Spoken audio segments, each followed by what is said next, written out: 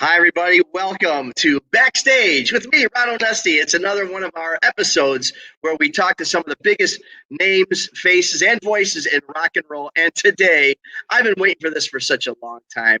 You know, he calls me a big suck up, but I'm really not, Dennis. I am a huge fan. One of the most iconic voices in rock and roll. I know that because he tells me that all the time. Mr. Dennis DeYoung. Thank you very much. Please hold your applause to the end. I love the fact that you call me Paisano because we're Italian brothers here. Do you notice I'm the same color as your marquee? Well, it's good to see you, man. We're going to talk about all kinds of things, but I'm just bursting. I got my T-shirt here. The fact that you've got new music out, the fact that this new album's coming out, 26th Street, right? Volume 1? 26 East. Oh, 26 East. So let's start at the beginning. I don't even want to talk about the old days. We have to. But right now, let's talk about these days because we could use a little sunshine and all this pandemic crap. First of all, how long have you been working on this project prior to this whole pandemic thing? Well, Jim Peterick. Yep. He nagged me like an old shrew from almost 3 years to do the record because he and his buddy at Frontiers Records, they offered me a record deal. I just didn't want to do it, Ron, because rock and roll music is dead for people like me. There's no radio, new rock music on the radio, pathetic. And the only reason I would ever do this in the first place was to have a chance to make music that would communicate with others. Money was always secondary. It was worse than that, Ron. Money's simple.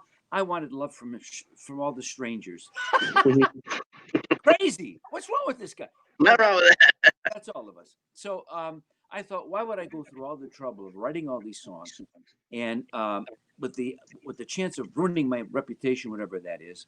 And so I said, no, Jim, no. And finally, he sent me a song he'd been working on called Run for the Roses. And he said, help me finish this. I said, that's a really good song. So we got together, Ron, and we started writing together. And boom, before you knew it, we had 8 songs written. So that's what started this whole thing. Because honest to God, I still tour. I come by your joint every once in a while when you pay me. I don't know. Folks, pay us. Is the check clear? Double. He never paid. He said, nice to see you again. Money at another time. You're killing me. So anyway, I didn't feel the need to do it, but I'm glad he made me do it.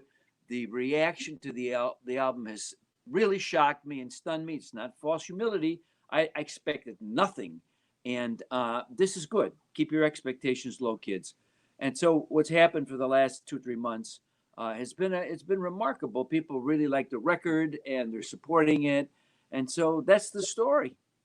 Well, I love, there's a story about the artwork, right? Okay, yeah. And I love it. Sure. The 3 guys, and I'm only half Italian, and unfortunately it's the upper half, but there's the Panazzo brothers, John and Chuck, lived across the street from me. They were 2 years younger than me, so they might as well have been 2 years old. I mean, when you're 14 and they're children. So yeah. We got together in my basement, and that was the address of my parents' home, 26 East, 101st place on the very far south side of Chicago. Wow. And I played accordion because, my mother's Italian. It was the law. And John played drums, Chuck played guitar. And we formed the basement together in that house. And the cover is 3 locomotives flying through the universe in search of the stars. And they represent, there you go, look at them. Oh, my goodness. You've been working out? Yeah, I have been. I'm on the golf course, hence the hat. Yeah, ask your money back. Anyway, so that's John, Chuck, and I. And because of that, I did a video with Julian Lennon because he and I did a song together on the album called To the Good Old Days. If you kids that are listening don't know any of this, just go on YouTube. The video's there. Listen, you can steal the music anywhere these days. Just go listen, have a good time. These are tough times for everybody. So we I got in touch with Chuck Panazzo. I hadn't talked to him in 20 years. And we've been going back and forth with emails. He's been congratulating me on the success of the band. And so it's a beautiful thing. And there we are, the three know-nothings, right? Well, why now, Dennis? Why now, after all these years? What made you take a look back in time and salute these brothers of yours? It's my last album. This is it. Boom. Come on. Where it began, in that basement with those guys, it's where she'll end. I'm not making any more records. If we ever get back to touring again, Ron, and I hope so for your sake, Yeah. I'll play, but it was saying to the world, those three guys started the band, got the gigs, and every guitar player who joined the band because we had the gigs, Ronnie. We played weddings and anniversaries, and then in '64, my high school, Weber High School, everything. '64, we saw the Beatles, and then we went headlong into trying to be a rock band. And I got rid of the accordion and picked up the Farfisa organ. Actually, the first one was a Howard that my wife, who's sitting over there, helped me pay for. She loaned me $400 and to buy that Howard organ. And we weren't even married. We weren't married. She was just a girl. That's got to be the most expensive instrument you've ever purchased. She has gotten it back in spades, kids. Hi there, dear. Right over there. I'll tell them how big your rings are. Anyway, so here's the thing. I pay tribute. It ends, it begins. And look, I'm 73. Where am I going? This is it. You look forward when you're younger. You look backward when you get older. This is me reflecting on my life. What am I going to do? Talk about the future? Not too much. And I'm glad I didn't start writing the album right now or even a year ago and still working on it, because what we're going through right now is insanity. Everybody knows that. But let's face it, you and me, like everybody on this planet, we're brajoles. Right. Tell people what a brajole is. Well, it's flank steak wrapped around some stuff inside. That's right. Held together by string. That's what we are. We don't know. We don't, like my new video, with all due respect. Go right now, kids, and watch that video. We don't know nothing. That's what I said. Newsflash. This just in. Nobody knows nothing. So, well, you say this is your last album. Yeah, absolutely. Then I gotta ask you, why Volume 1? Just to trick the public. I've never Well, you have. liked them that much. There's so many of them. Seriously, I was really concerned, Ron, about making a crap album and songs that weren't worthy of anyone's attention. So Jim and I wrote, between us, 18. I wrote 9 by myself. We collaborated on the others. And then the record company, because I sent them everything like an idiot, and they said they wanted them all. I said, I want to do one album. Thank you. Good night, Mrs. Calabash, wherever you are. And they said they'd take them all. And then, I did like you. I said, if I give you all of these, is there money involved? They said, we'll double it. I said, I'm in. This is what I learned from Onesti, Suzanne. Double the guarantee. Take it. I wish that were true. You folks out there know how I must be pretty good friends with Ron to give him this shit. But can't say that, can you? Sure you can. Oh, so you know what? This is not a Hallmark channel then. No, it's not. When could you ever be on the Hallmark channel, Dennis? Never. And you touched on that. I'll just break away from this for a second. You always think I'm blowing smoke up your skirt, but it's the honest to God's truth.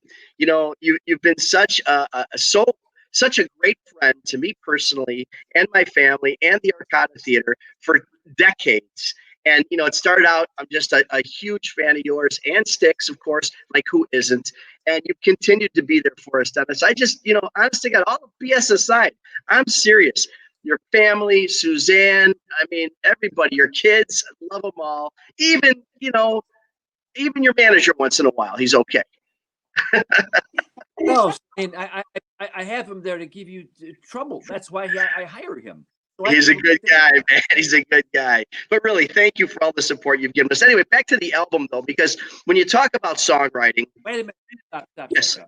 This right here gave my son, when he was too young to know anything, an opportunity to do lights at his shows. How about Carrie Ann? And Carrie Ann, too. Carrie Ann. For the What? the Italian. David Award. Oh, the Italian award for the girl who doesn't look Italian. That's another thing.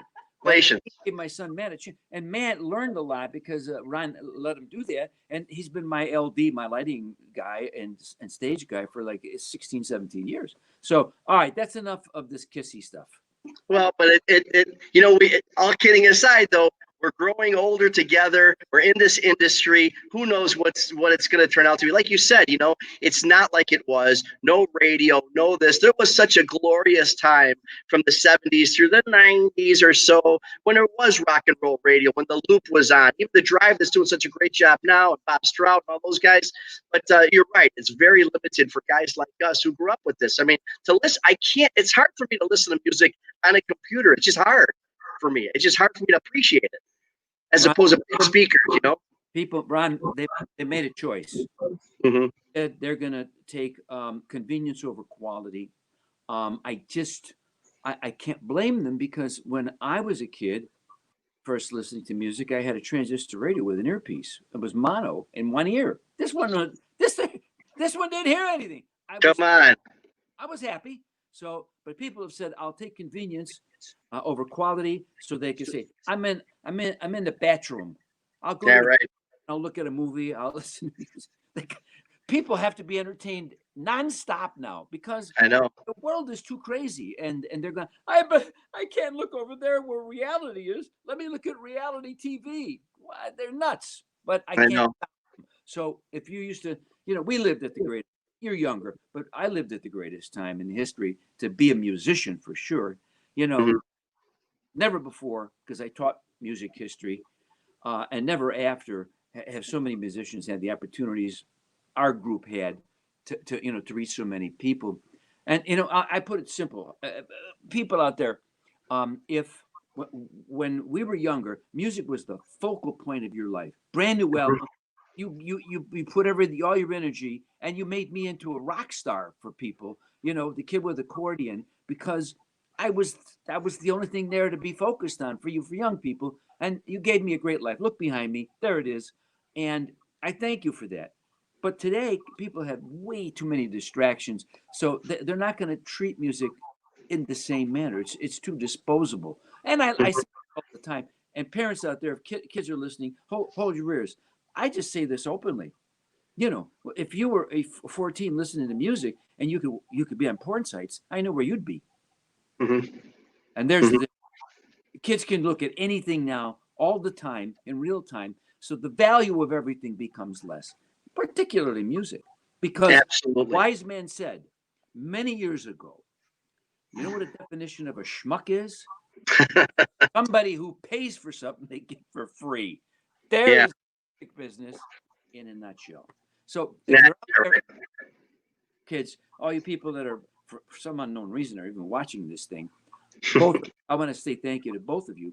Here's what I would say. Not for me, but for all the aspiring musicians coming up.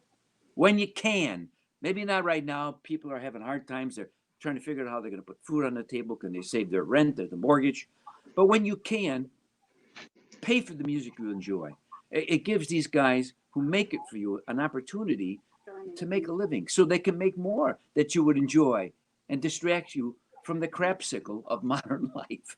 Yeah, that's true, man. I tell you, it's just such a weird dynamic now with music, because you don't even know what's new, what's sampled, what's old. And for me, the best part about what I do, Dennis, is that we put on these shows at the Arcada, all our places, and you still have 12-year-olds coming in and 15-year-olds with Zeppelin shirts, Styx shirts, UFO shirts. The parents are bringing them up, and it's just a testimonial to the strength and the power of the music that guys like you have put together. I'm not going to disagree with you, but the bands of my generation and the artists of my generation simply started out as live performers. That's how you got a record deal. You had to be good, in front of people first to be considered. Today, people can make, and you had to earn your bones. In other words, to go into a recording studio, because you couldn't pick up your phone and say, "Here's what I'm going to do today." You had to save money. You had to go in there, and there you had to play. There wasn't, Pro Tools where you cut, paste, fix, speed up, slow down, bada bing, bada boom. None of that. You gotta do it. Mhm. And that provided us with the initiative to be practiced and good at what we did. Additionally, when I started, writing music, 71, 72, the music was still new and fresh. Remember, rock and roll was probably 54, 55, 56 is when it started. And so when I started, it was only 15 years after. Now we're talking 50, 60 years down the line. Right. Those three chords, Ron, they've gone through the wash machine. Everybody's had a shot at it. I was still there when it was still being kind of invented. Not that there wasn't a blueprint, but we could take the blueprint that went between, say, 55 and 70 when Styx started, and we could work off of it and say, well, this is how we'll make it our own. But now it's run into the ground, and the value of songwriters and songs and real players in real time, that isn't as important to people. Because remember this, Ron, the American public will make their choice. They've made the choice, as far as I can tell, that if they want to rebel, white kids, black kids, Hispanic kids, I don't care, Chinese, you name them. American Indian, have I left anybody else? I don't want to get cards and letters.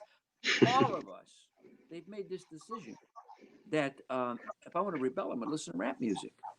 That's it. Not the rock. That's my parents. Look at them.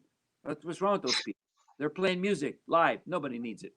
And they decided that. And really, pop is king. It's the king of all, pop and rap. Yeah. So when you watch award shows, they used to say, "Oh, Styx is theatrical." We were theatrical.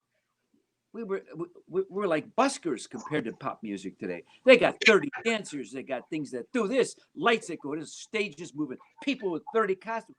$10 million videos. You're right. Talk about theatrics.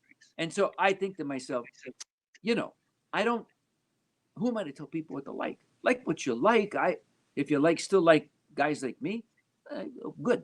If you don't, pick the one you like, because it would be elitist for me to say, this manufactured music is shite. If people like it, they like it. It doesn't matter.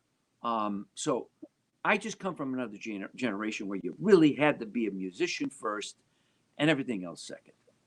And you know what? It's great. That's why it's so wonderful about that you're coming out with some new stuff, because there is a market for it. Surprisingly to you, there is a market. There's a demographic out there.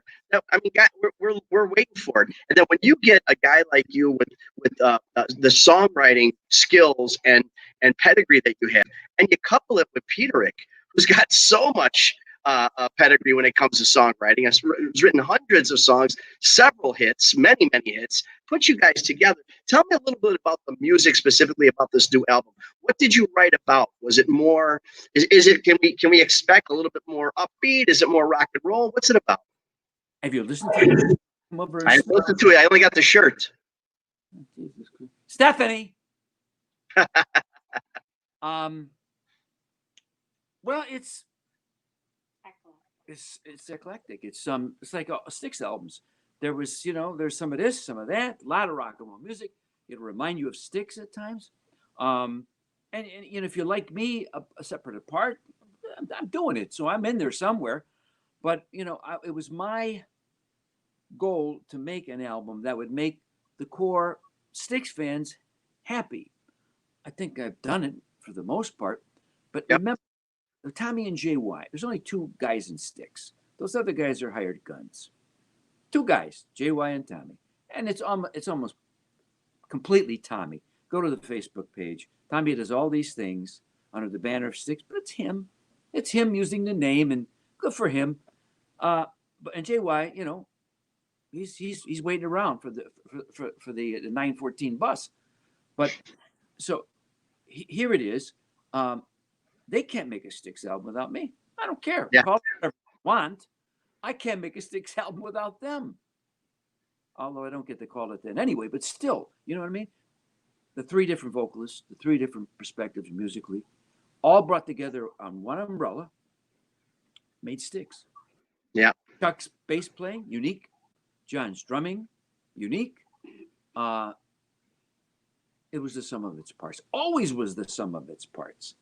And now, people are, for 20 years, Styx fans have been asked to make a choice. Do you want Dennis? Do you want those two guys? And what are you going to do? This is not what they want. Mm-hmm. Fans want what?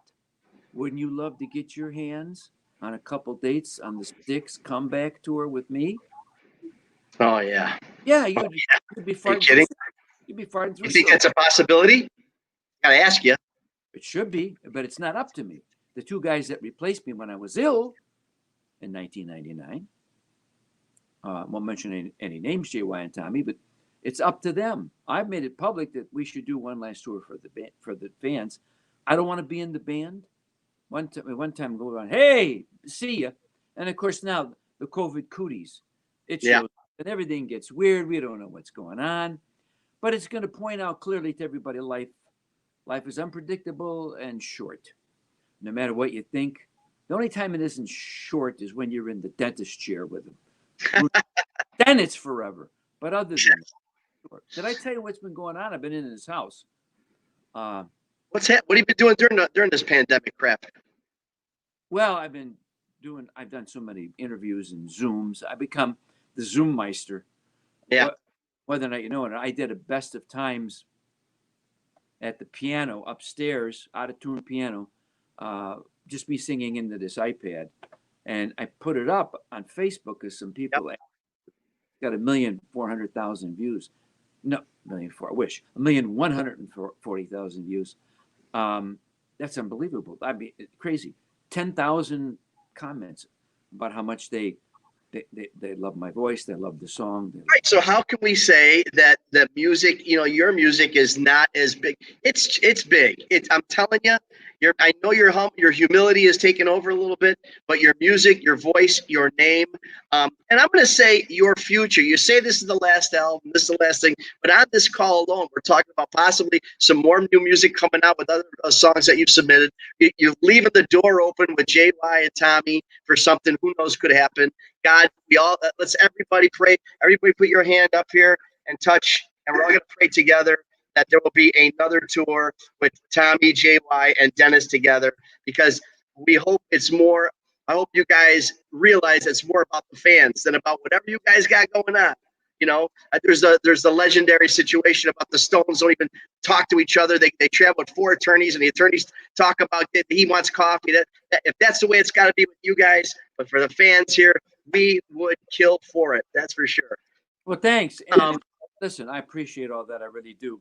If we're praying, kids, okay, let's put our hands up one more time. Let's pray for a vaccine. Thank you. Yes, that'll happen. So, I heard a really cool thing today. I'm on the golf course today with my good friend Billy Maravitz. He tells me a story about 2003, Comiskey Park, the All-Star game in Chicago, and they decided to do a tribute to all the voices, to the broadcasters, famous broadcasters in baseball. Mel Allen, Jack, Harry, and walks onto the field a guy to sing a song called "The Voice Above the Crowd." That was you. I guess it was it me? Well, it was you. I heard it. I got you singing it. Oh, what's his name? Come on. He's an attorney. He was a judge. This is terrible. He's going to Bill Maravitz. What? Bill Maravitz. Senator Bill Maravitz. Oh, not Bill, but Bill was involved in it. I know Bill. It was Judge Judy. No. Not Judge Judy. Judge Judy Suzanne. He's local. He's a great guy. He and his lovely wife. He wrote lyrics. I put. Was that my music? I can't remember. Oh, I sang it. I don't know that. Yes. I wrote it. I think I believe somebody else wrote it. Who? And you sang it, and it's called, again, "A Voice Above the Crowd." And it was really about Jack Brickhouse. It had "Hey Hey" in there. And but it was really it was a tip to the hat of Jack Brickhouse, but Yeah. also all the other voices. And they Bob had on big. Pardon me? Bob Elson. Yep. Yep. Now I And remember. it was a wonderful song, man. I thought, did I write that? I didn't write that. I sang it and I produced the thing you heard, and it was lovely. I was there, and I would just fly over, and believe me, now it's coming back, kids. When you're 73, you're going, did I do that? It looks like me. That day, I have photos of that day. I still love this. I just saw them. With a goat? No, not with a goat. Okay. With Mary and Blagojevich. Yep. I got him. So listen, I was just going through, getting back to 26 East. Yep. The duet with Julian Lennon. I wrote a song since this was my last record. If it wasn't for seeing the Beatles, I wouldn't be sitting here talking to you today. So I was going to write a song for my last album, Where It Began, So Shall It End. I wrote the song for Julian and I to sing. Did a demo. It's called To the Good Old Days. Go watch it. You'll see the video is just terrific. It's all my life in home movies. You see the Panazzos when they were kids, and my family. Still, it's wonderful. It's on YouTube, and I sent Jules the song. I didn't know him, never met him, but I thought this be great, us singing together. And he said yes. So we met in New York, and we did. He did the vocal. I came back here and finished it. It's called To the Good Old Days, man. Do we need that right? To the Good Old Days, like December last year, you know. Yeah, right. I know I put something on Facebook. We had, especially in the heat of all the riots and all that craziness and stuff. And I put on there, remember the good old days when all we had to worry about was a pandemic? It's crazy what's out there. Yeah, COVID cootie. So how did you said you just wrote a letter, just a blind letter to Julian Lennon, and he responded? I mean, have you guys ever worked together? No, I sent him an email with the song on it to his business manager.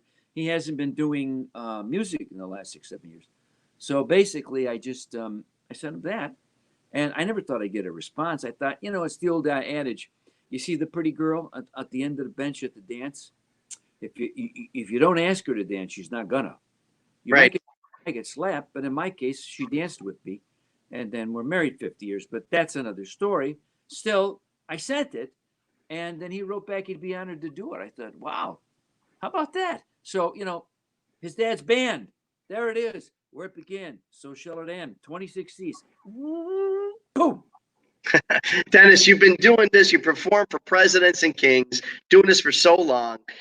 You've performed everywhere all over the world. Is there a bit of a piece of memorabilia or a singular gift or something that, as if your, God forbid, place was on fire, running out, you would want to grab something really special to you? Nah, it's all nice stuff. You can see it back there. The room goes on for quite a while in either direction. This is my studio. But that's stuff. And if anything, the pandemic has taught us is it's people, it's not stuff. And I would not run back in the house if it was on fire for any of that stuff. Primarily because the People's Choice Award, it's too damn heavy. I can't even lift it. Yeah, right. No, not really. It's nice that this all happened. But here's what you think of when you get to this age.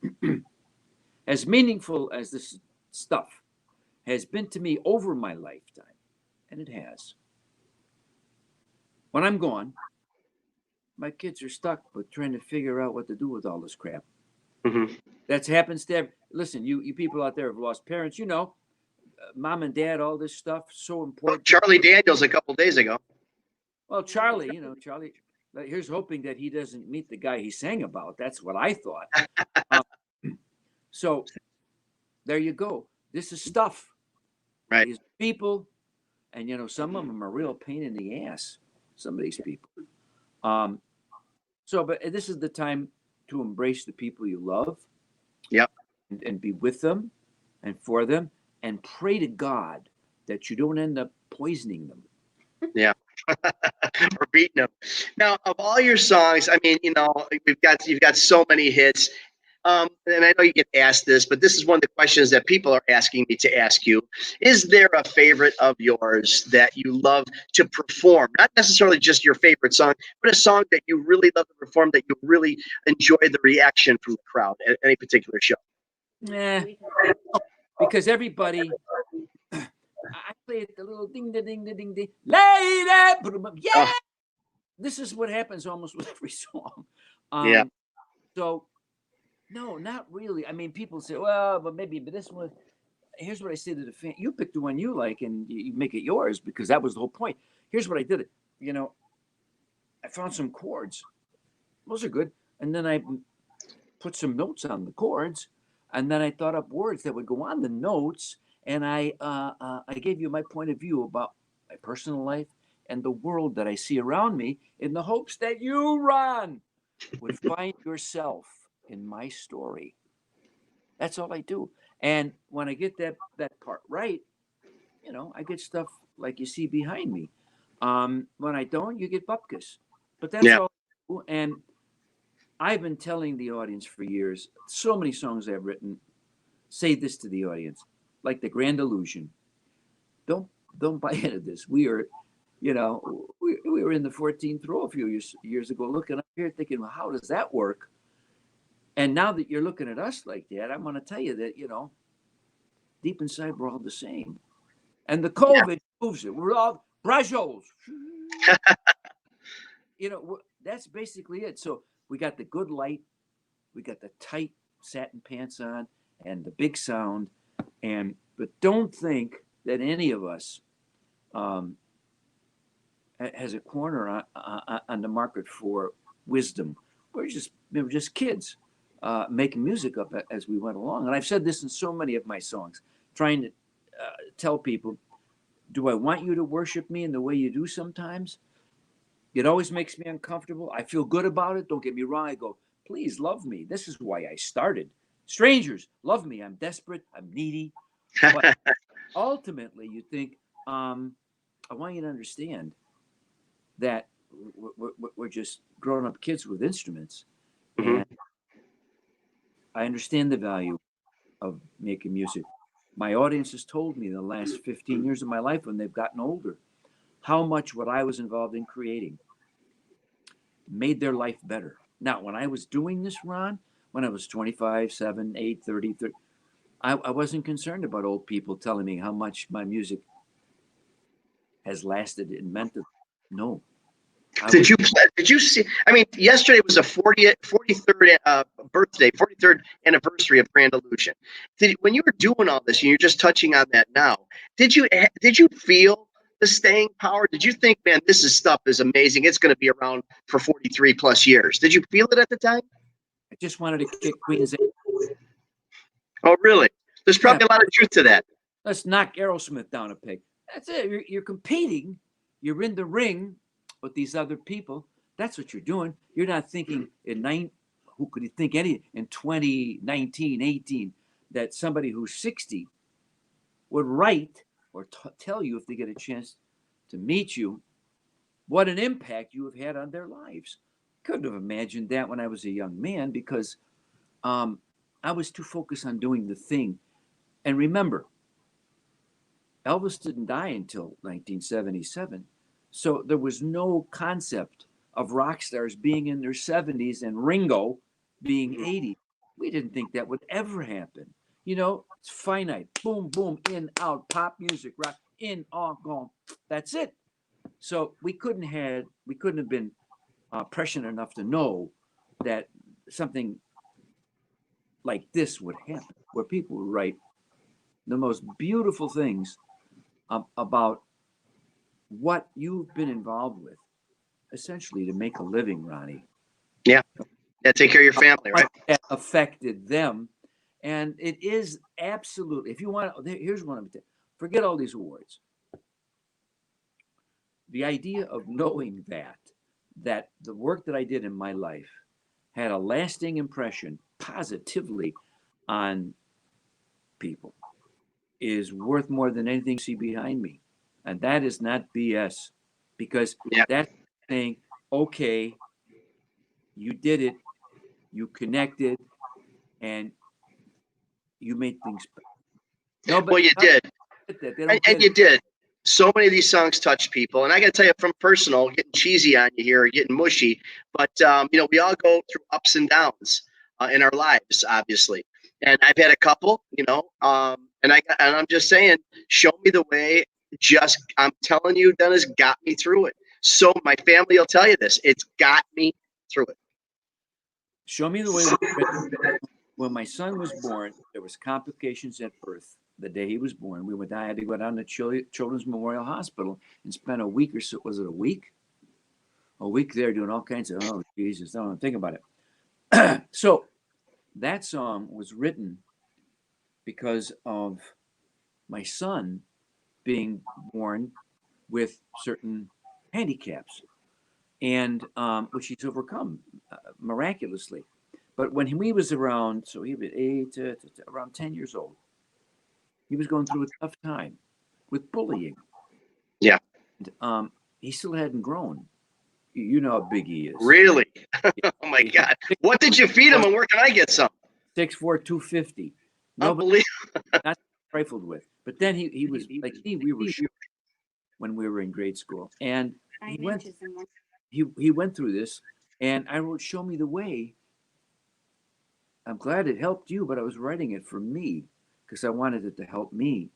And so often in the songs that have touched people, I've written them about what I need, what I feel, what I think. And doggone it, deep inside, we're all the same, because look at you, Ron. You said that song helped you when I wrote it to see if it would help me. Interesting.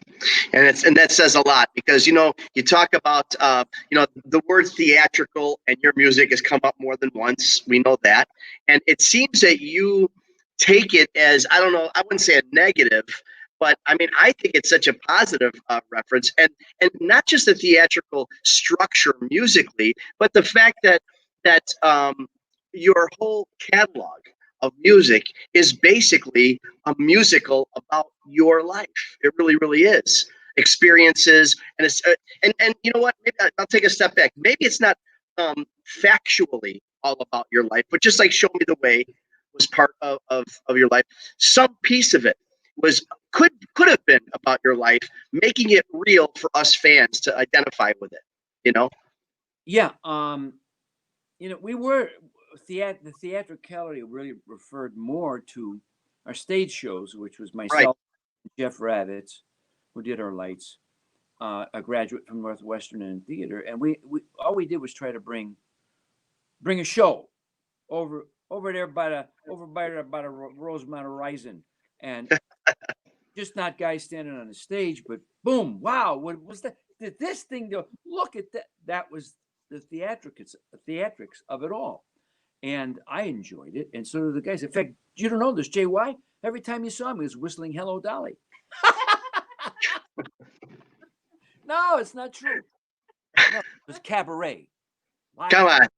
Cabaret. Oh. Anyway, did you know Chuck Panazzo does a killer Ethel Merman? Because that comes in handy, I'm sure, at parties. Yeah, whenever you be at a table at a restaurant, just start belting that thing. There's no bit, that kind of a thing. So, yeah, we were. It's a little Carol Channing esque. I met her. Really? Yeah, we ended up doing a benefit together, and I met her. I talked to her. Really?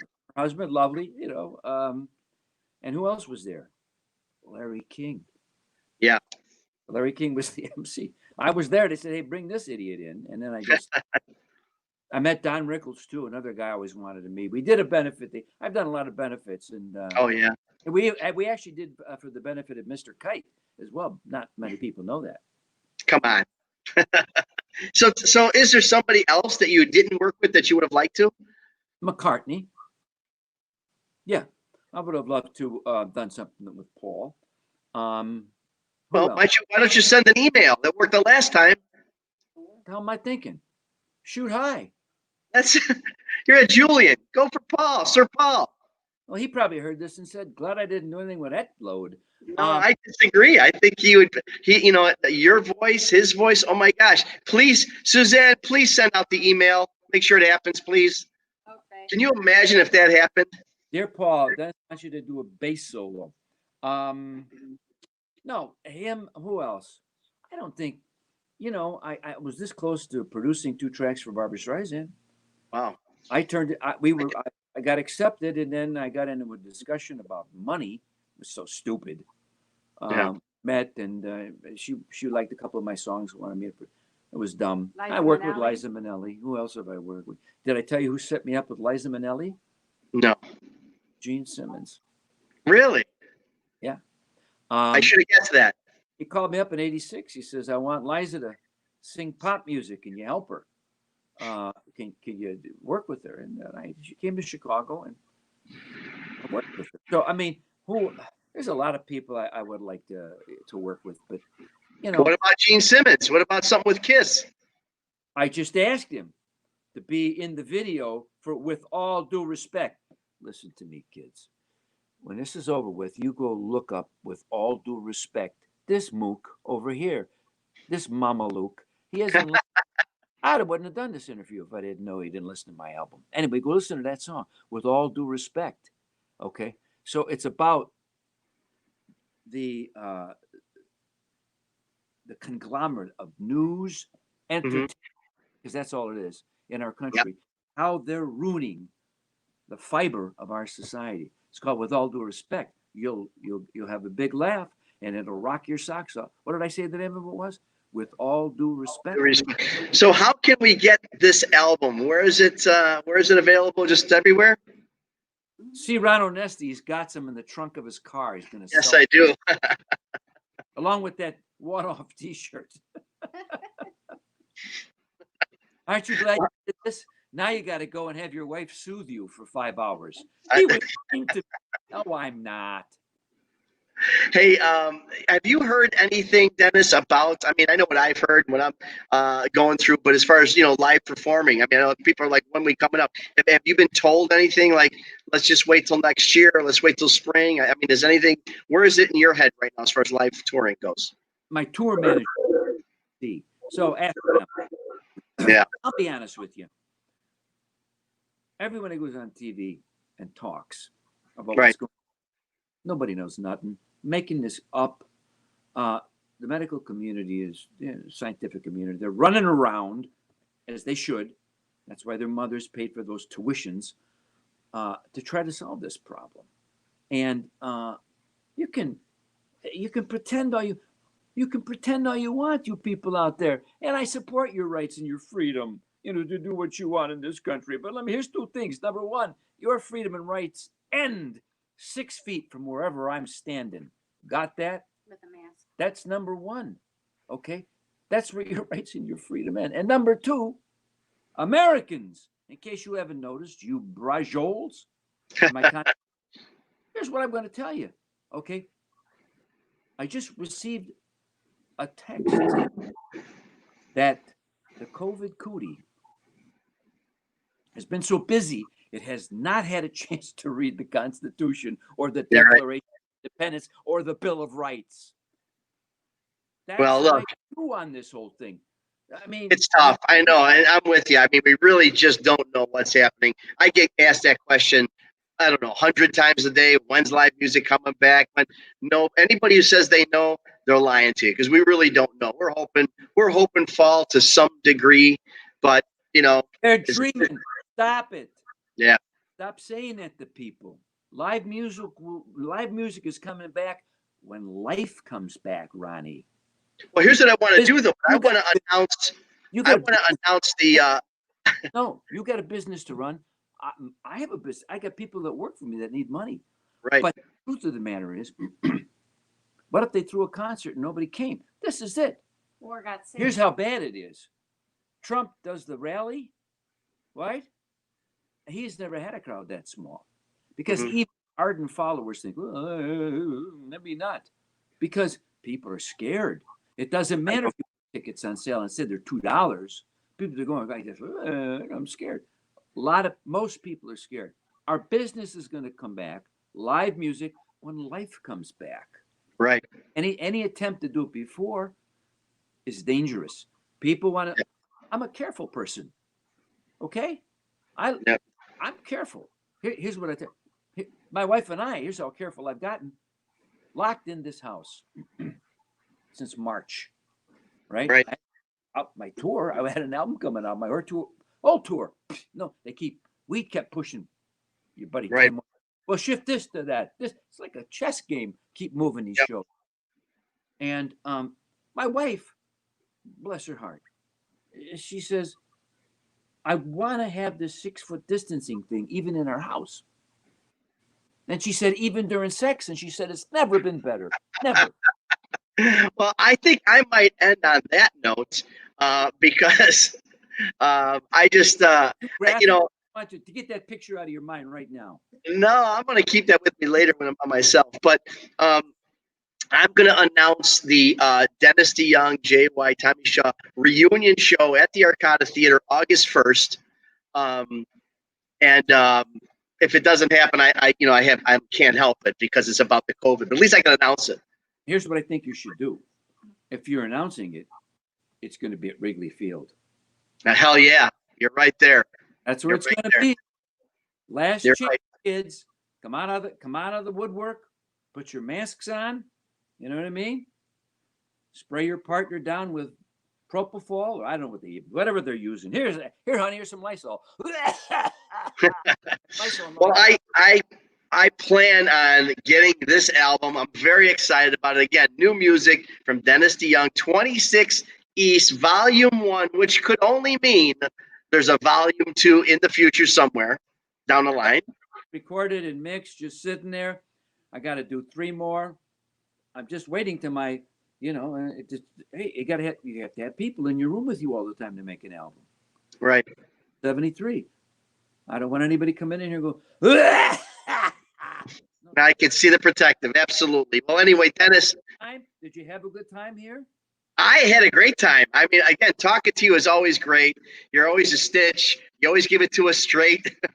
But, again, we just want to, on behalf of all the fans, you're at 73. You're proud of it. You've got another 73 years to go in you, it looks like.